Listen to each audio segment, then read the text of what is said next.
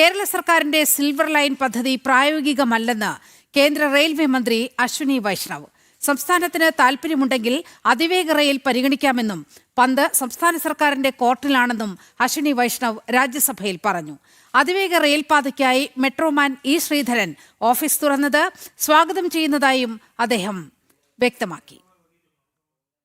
രാജ്യസഭയിൽ കേരളത്തിൽ നിന്നുള്ള എംപിമാരുടെ ചോദ്യത്തിന് മറുപടി നൽകിക്കൊണ്ടാണ് സിൽവർ ലൈൻ അടഞ്ഞ അധ്യായം തന്നെയാണെന്ന് കേന്ദ്ര റെയിൽവേ മന്ത്രി അശ്വിനി വൈഷ്ണവ് വ്യക്തമാക്കിയത്.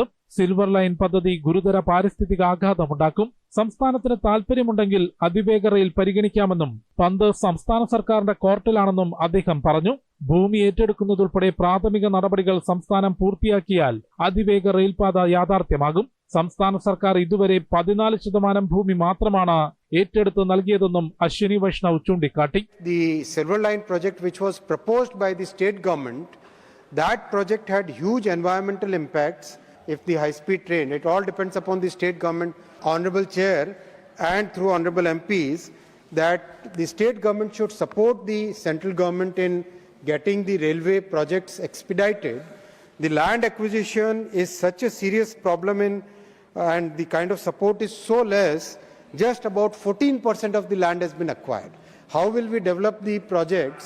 How will we develop the railway lines if the state does not support? അതിവേഗ റെയിൽപാതയ്ക്കായി കേരളത്തിൽ മെട്രോമാൻ ഇ ശ്രീധരൻ ഓഫീസ് തുറന്നതിനെ സ്വാഗതം ചെയ്യുന്നതായും റെയിൽവേ മന്ത്രി അറിയിച്ചു.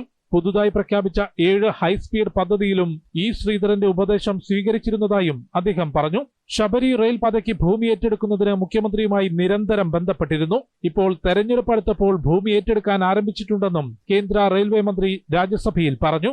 ജനം, ഡൽഹി.